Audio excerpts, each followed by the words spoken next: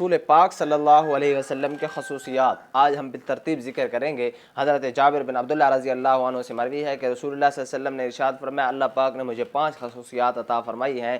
سب سے پہلے کسی کو جو نہیں ملی، نبی اپنی ہی قوم کی طرف بھیجا جاتا ہے، جبکہ میں ہر گورے کالے کی طرف سے مبعوث ہوں۔ میرے لیے اموال غنیمت حلال کیے گئے ہیں، حالانکہ مجھ سے پہلے کسی کے لیے حلال نہ تھے۔ میرے لیے ساری زمین کو پاک کرنے والی اور نماز پڑھنے کی جگہ بنا دیا گیا۔ بس جس آدمی کو جہاں نماز کا وقت آ جائے وہ اس میں نماز پڑھ سکتا ہے، خواہ کہیں ہو۔ مجھے اپنے دشمن کے مقابلہ میں 1 مہینہ کے مسافت سے روب سے مدد دی گئی ہے اور مجھے شفاعت عطا کی گئی ہے۔ اس حدیث پاک میں فرمایا گیا مجھے شفاعت کی خصوصیت عطا کی گئی۔ علماء کہتے ہیں کہ اس سے مراد شفاعت عظمیٰ ہے جو تمام مخلوق کے لیے ہوگی، کیونکہ مخصوص و محدود شفاعت تو رسول پاک صلی اللہ علیہ وسلم کے علاوہ اور بھی کر سکیں گے۔ قاضی عیاض رحمۃ اللہ علیہ فرماتے ہیں کہ اس مخصوص شفاعت سے مراد یہ ہے کہ آپ صلی اللہ علیہ وسلم کی شفاعت ہوگی۔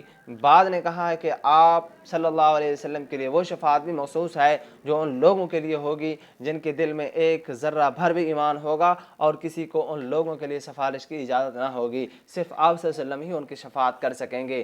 تو آپ صلی اللہ علیہ وسلم نے فرمایا کل قیامت کا دن ہوگا، ساری امت کے لوگ جمع ہو کر تمام انبیاء کرام علیہ الصلوۃ والسلام کے پاس جائیں گے، لیکن سارے ان کے سامنے ہاتھ باندھ لیں گے، کہیں گے کہ آج ہم اللہ کے سامنے شفاعت نہیں کر سکتے۔ حضرت آدم کے پاس جائیں گے، کہیں گے آپ تو ہمارے ابا ہو، آپ جنت میں رہے ہو، آپ ہمارے لیے سفارش کر دیں، لیکن وہ بھی انکار کر دیں گے۔ پھر اس کے بعد حضرت نوح کے پاس جائیں گے، اس کے بعد ساری امت چل کر حضرت عیسیٰ علیہ الصلوۃ والسلام کے پاس آئے گی، تو حضرت عیسیٰ علیہ السلام فرمائیں گے کہاں بھٹک رہے ہو، میں آپ کو راستہ دکھاتا ہوں۔ آخری نبی کا جائیں اس کے پاس، وہ آپ کی سفارش کریں گے۔ سارے چل کر اپنے نبی کے پاس جب آئیں گے، آپ صلی اللہ علیہ وسلم نے فرمایا میری طرف جب آ رہے ہوں گے تو میں ان کو دور سے بلاؤں گا اپنی طرف اور میں خود سجدے میں گر جاؤں گا۔ اللہ پاک مجھے پھر کہیں گے کہ نبی اپنے سجدے سے سر اٹھائیں اور آج جو کچھ بھی آپ مانگنا چاہتے ہیں اپنی امت کے لیے مانگیں، ہم آپ کو عطا کریں گے۔ تو آپ صلی اللہ علیہ وسلم نے فرمایا میں اس وقت تک چین سے نہیں رہوں گا جب تک اپنی ساری امت کو،